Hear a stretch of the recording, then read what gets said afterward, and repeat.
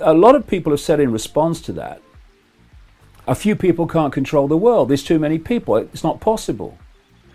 Well, now we have a handful of people, which you could probably get on 10 fingers, that control Google, control YouTube, owned by Google, control Facebook, that absolutely dominate the information that most people see or don't see.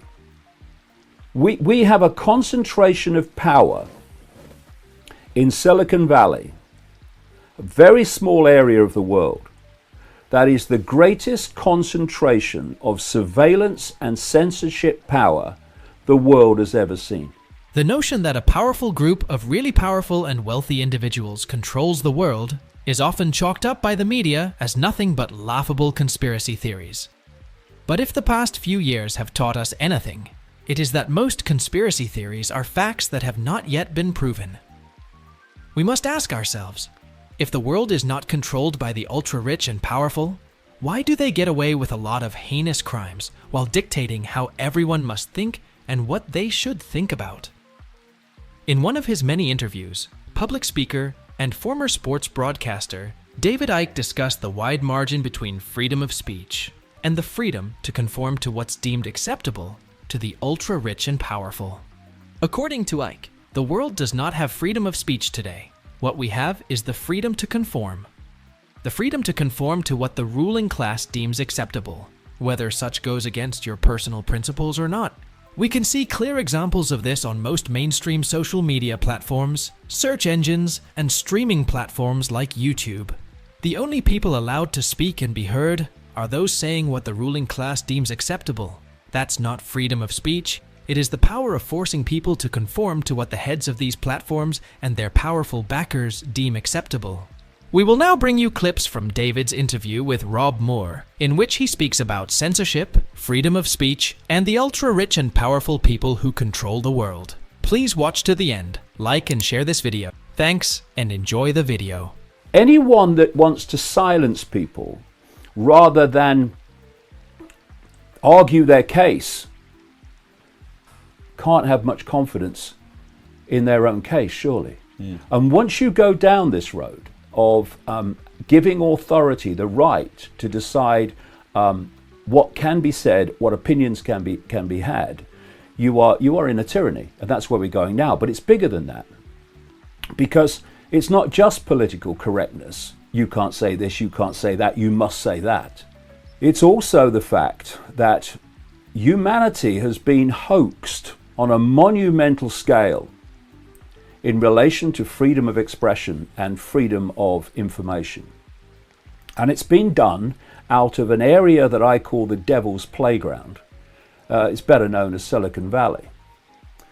What's happened is, when you do the research, intelligence organizations like the CIA in the United States, the National Security Agency, and the Pentagon, through an organization called DARPA, the technological development arm of the Pentagon, they began seed funding technology and companies to develop what has become now known as the internet, and an outgrowth of that, what became known as social media, and the search engine technology, which eventually became known as Google. All those were seed funded by this military intelligence network. And when they were selling it, because you can't show something's real face at the start, otherwise people will reject it and it won't get anywhere. You have to put another face to the world. So it was Google. Oh yeah, Google, yeah, and we just got a search engine, we can find what we like, that's great, hey. And social media, oh, you post to your friends, you can say what you like, there's no censorship, isn't it great? And then it builds, and then it builds, and then it builds, and now you've reached a point now with Facebook where it claims 2.2 billion active users in a global population of 7.5 billion. You have this 90% monopoly on search engines, searches of Google. You have YouTube, which has got basically a monopoly on the posting of internet videos, which is owned by Google.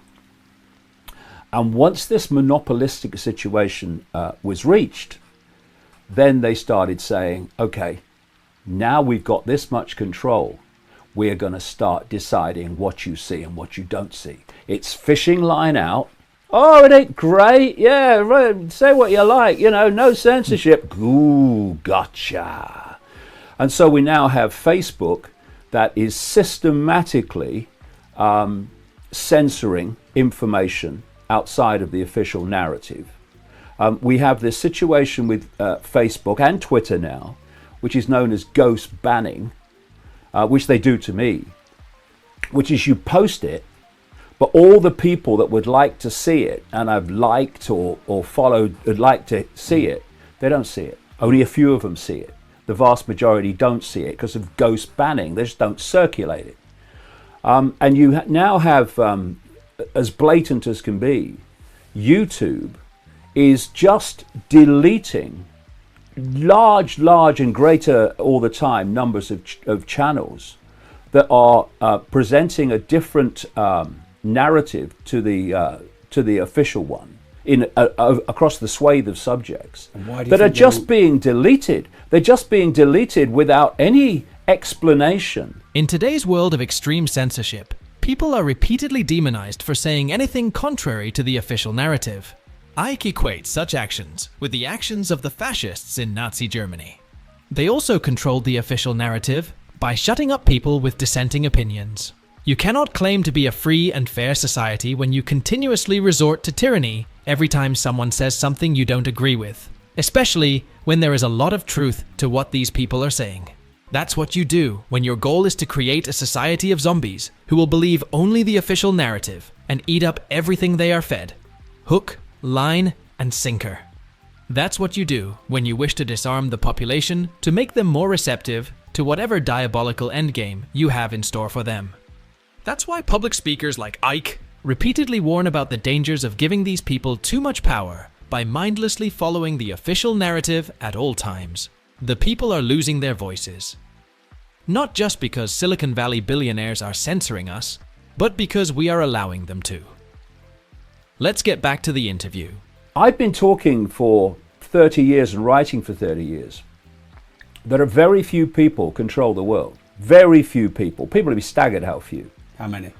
Well, I'm going to come to that in terms of it's fewer now than ever before and why. But a lot of people have said in response to that, a few people can't control the world. There's too many people. It's not possible. Well, now we have a handful of people, which you could probably get on 10 fingers or 2 hands, that control Google, control YouTube, owned by Google, control Facebook, that absolutely dominate the information that most people see or don't see.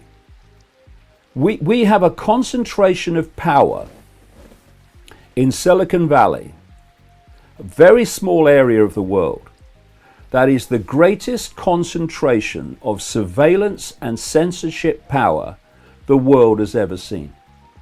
They can decide what you see and what you don't see, and they can trawl your data, in other words, the military intelligence community can, to find out the fine detail of your life from the information that you've posted on these various platforms. So that's what we're facing in terms of freedom of speech. It's disappearing. In fact, it doesn't exist. There is no freedom of speech.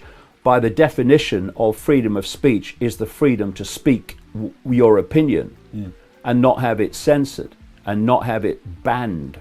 We've reached the point now where there is a global network of ultra-Zionist groups that answer to Israel and the Netanyahu regime currently, who are targeting anyone who is in any way questioning the fact that Israel is not God's gift to humanity in every last thing that it does. This does not only include the general population. The ones they focused most on are Jewish people. Jewish people who are questioning the Israeli treatment of the Palestinians, which is horrific, are being targeted by these ultra-Zionist hate groups. I say hate groups because their modus operandi is to get the public to hate their targets, to silence them. And it's extraordinary how easy it is. I'll tell you how easy it is with me. They go to, and I'm talking a ridiculously few people that don't represent the Jewish community at all, just claim to. They'll go to a venue and they'll say, this man Icke, he's going to come and say, it's all the Jews, he's anti-Semitic, he's a racist, he's going to say the Jews are doing this, the Jews are doing that. I ain't said any of that. The venue does not then come to me and say, look, these people are saying you're going to say this. And I'd say, look, go on my website and you'll see a video, a 10-hour talk that I've been doing for the last 2 years.